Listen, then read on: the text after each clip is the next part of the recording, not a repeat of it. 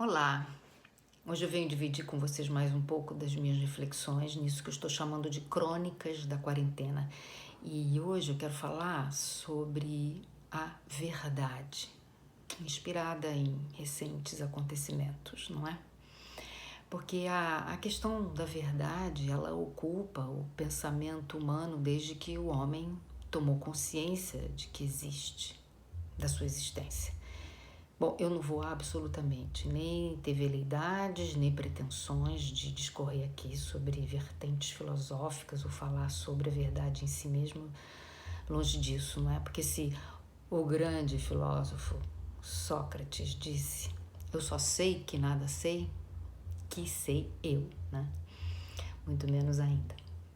E para complicar um pouquinho mais, eu ainda sou casada com um psicanalista lacaniano, de quem eu ouço sempre que a verdade é não toda, segundo Lacan. Bom, sempre que a humanidade tentou uma verdade total, uma verdade única, nós sabemos no que deu.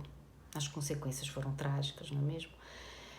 Então, talvez seja melhor que a gente fale de verdades. E nesse sentido, podemos partir então de uma premissa inicial de que a verdade é produto de um discurso, de uma narrativa, para ser mais simples.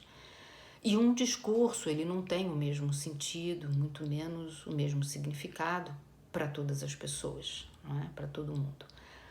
Um exemplo disso, por exemplo, a verdade no sentido religioso, ela é diferente da verdade do sentido filosófico, científico, porque a verdade para a religião, ela parte do pressuposto de que não há necessidade de ter um sentido lógico para ser verdade, basta a fé. E o crer acredita e ponto. Acredita nesse discurso.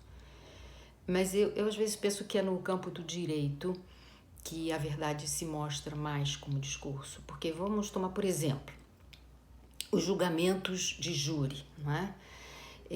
Onde a culpabilidade ou a inocência é estabelecida pelo voto dos jurados. Eles é que decidem se há ali um fato, ou seja, se há verdade ou não há verdade no que alega a defesa e a acusação. Então, a verdade é uma decisão de pessoas. Por exemplo, o exemplo mais recente que a gente podia ter também dessa polêmica, se aprovas, não aprovas, é verdade, não é verdade, tá? Por exemplo, na contestação pela esquerda, por exemplo, de que Lula e outros que foram condenados, presos, processados, foram condenados sem provas. Quer dizer, pensando em provas naquele sentido, por exemplo, de um crime, onde você tem que ter as digitais do bandido, do criminoso, na arma do crime para comprovar que ele cometeu aquele crime.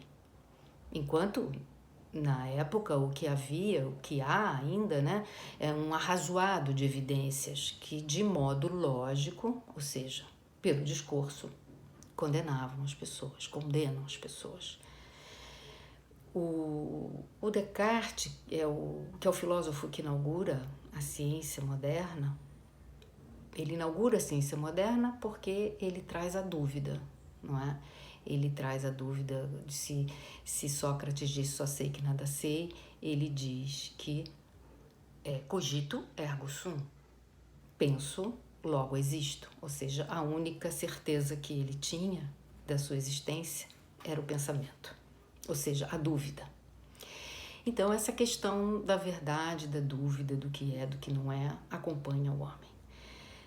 E aí que eu quero trazer uma reflexão, não é? Porque em tempos como esses que nós estamos vivendo, cheios de dúvidas, nós corremos atrás de respostas que podem fazer a diferença total entre a vida e a morte, como essas que envolvem a pandemia, e a gente se pergunta quando é que vamos ter as respostas, quando e quem vai nos trazer a revelação redentora que nos salvará, qual é a verdade dos fatos. Enfim, há fatos. Os números que nós obsessivamente acompanhamos, que são publicados, a gente acompanha diuturnamente o número de mortos, o número de casos, as estatísticas principalmente.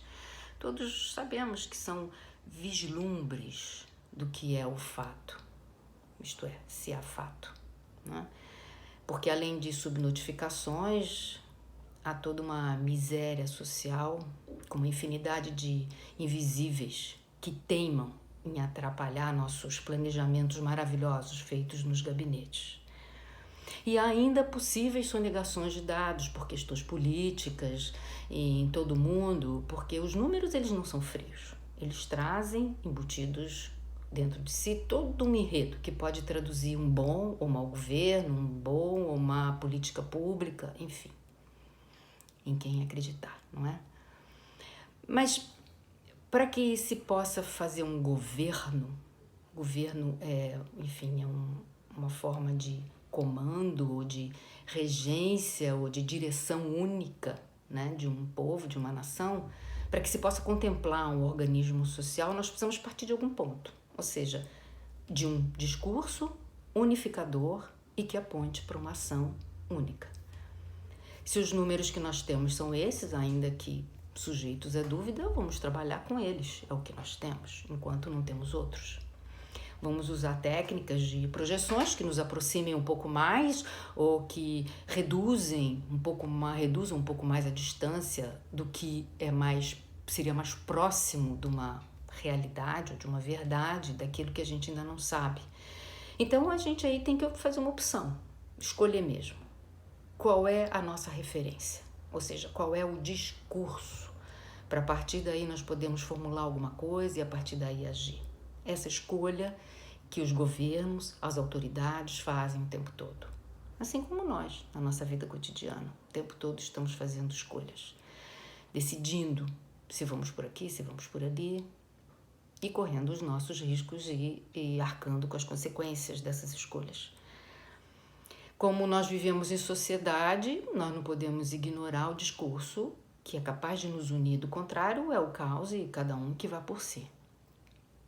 Agora, quando a autoridade máxima do Estado, que é o presidente da República, desafia e de modo quase pirracento, voluntarioso, debochado, acima de tudo, irresponsável, quando ele não apenas renega o que preconizam as instituições sanitárias, debocha do sofrimento, das mortes, ele renega o discurso que conta com um consenso global, que funciona como uma referência avalizadora do que a gente se aproxima ou tenta chamar de verdade, dessa verdade que é uma verdade, mas que tem sido adotada como discurso global. Então, essa nossa autoridade, numa visão personalista e narcisista, ela pode ser acusada de falta com a verdade. É um crime grave, em qualquer circunstância, ainda mais em meio a um desafio gigante como esse de responder a uma tragédia de tamanha proporção. A birra da vez, agora é com o Moro. E nos trouxe de novo uma guerra entre verdades, entre parênteses, né? E mais um parênteses, é uma birra que curiosamente junta a esquerda e a direita. Curioso. Bom, os anos de vida, de alguma experiência profissional, eles me moldaram uma observação, uma escuta, um olhar, me ensinaram a respeitar um pouco o que isso me inspira. Eu já tenho cá para mim qual é o discurso que me convence, onde é que está a verdade desta narrativa. Você já tem o seu? Bom, ontem mesmo foi publicada uma pesquisa onde a população se mostra dividida, quase meio a meio, a respeito de quem está dizendo a verdade. Se o Moro ou o presidente. Mas nada disso importa, porque é o jogo político que vai decidir qual é o discurso vencedor. E o resto se me permitem a ousadia de inverter o bardo, o resto é som e fúria. Ou talvez seja melhor ainda acolher o que disse, o que formulou o grande filósofo também, Wittgenstein. Sobre aquilo que não se pode falar, deve-se calar.